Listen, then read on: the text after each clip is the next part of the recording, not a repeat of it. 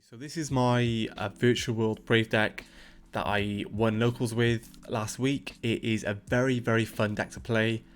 Obviously it's got quite a few engines in here at the moment, and I'm thinking of maybe testing it a bit further, see if I can add anything to it.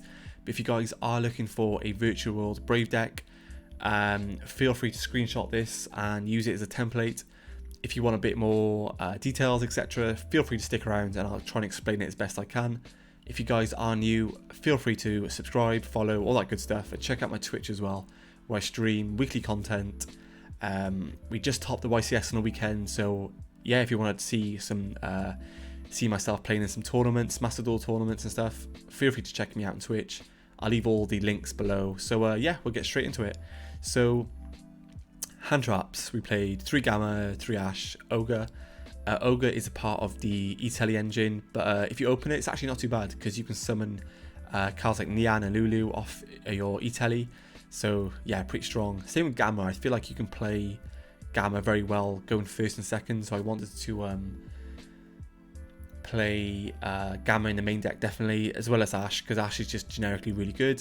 Lulu, Lau Lau, Gigi, Lily, and 1 Nian. So Nian isn't actually that good. I feel like you can shuffle it back a lot with Chuche. And plus, we play Foolish Burial, so it's good to just send this off Foolish Burial sometimes if you don't need your Snow, Destrudo, or Scythe. I'll explain how we scythe people in a second if you're not already aware of it. I'll get to that. Foolish is a really good card to send Nian off. So yeah, Enchantress, we play 3 of that with the Griffin. And then for the rest of the monsters, we play 1 Snow, Destrudo, and Scythe. So Snow is just a really good interruption. If you have the graveyard set up, it's really strong. And then Destrudo, which is good for like accessing Riser, accessing Dawn Dragster, just a really insane card. And then Scythe, obviously, because Scythe is bannable, emergency bannable. Like I said, the Foolish is just insane to send any one of these off. And 3 right, 1 Fateful Adventure, and 1 Draco back. Very standard. Don't really need to play anymore because I'm not playing Souls. So that's the ratio for that. 3 Karuuda, 3 Q-Long. So some people are cutting this to 2. I still feel like 3 is fine. The deck doesn't break as much because you're playing 46 cards, so there's not many possibilities, or the maths is in our favour in terms of not opening too many gates. Because if you open too many gates, continuous spells and traps, you do kind of break a bit. So having like 46 cards is really good.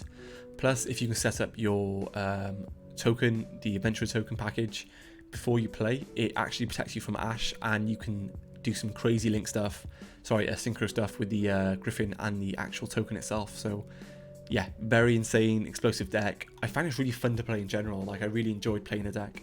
So it's definitely something I'm going to keep playing. We'll go to the side deck. So 3 Nib, 3 Lancia. I think this can probably be swapped for Drolls if Droll becomes a really prevalent hand trap. But these worked really well. I'd probably say, like I say in a lot of my deck profiles, make your side deck around the event you're expecting to play. And locals, I kind of just wanted some generic hand traps. Dark Ruler, because there's some crazy boards being built in the format at the moment. It's still undefined as to what the best sort of end boards are in the format, but this card certainly helps going into those boards. You could also play Droplet. I think Droplet might be the better shout for this because it can protect you from Scythe. But yeah, back row removal, Duster, Lightning Storm, 3 Cosmics. Cosmics and the Scythe out, so yeah, this card's really important. And then for the extra deck, we're playing Break Sword. This card's really good to pop a gate if you have it activated, and obviously make Zeus off it. The main Zeus targets are, or Zeus bridges, are Fortune Tune and the Utopia Beyond. You could probably cut the Beyond for the Gaia XYZ that overlays onto XYZ monster, but this comes up, especially in time where you just need to do damage. It's really strong, and then do damage plus Zeus. Yeah, really good. M7, just really good recurring engine back. And Beatrice, this card's insanely good in this deck. You can send Snow, Destrudo, Scythe, send Enchantress if you don't have it already. Yeah, this card's good.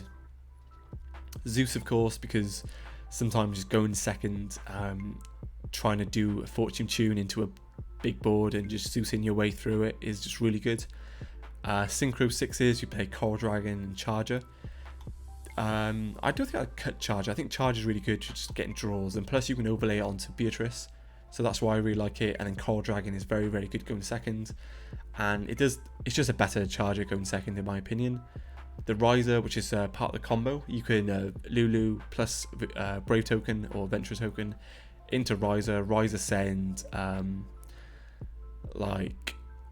Snow, and then Riser plus Griffin into Baron. Yeah, very strong. Dawn Dragster is a card we can freely make with a Destrudo. So I wanted a card that, say if I already use my Riser, I can just put another negate on the board. Destrudo target any virtual world or even the token, makes a Dawn Dragster, which is pretty strong. Omega, because we play the Gamma package, and it's sometimes just good to summon as a level 8 synchro. We play Vermilion Mech and the Shen for the 9s. Vermilion Mech is really good, especially going second.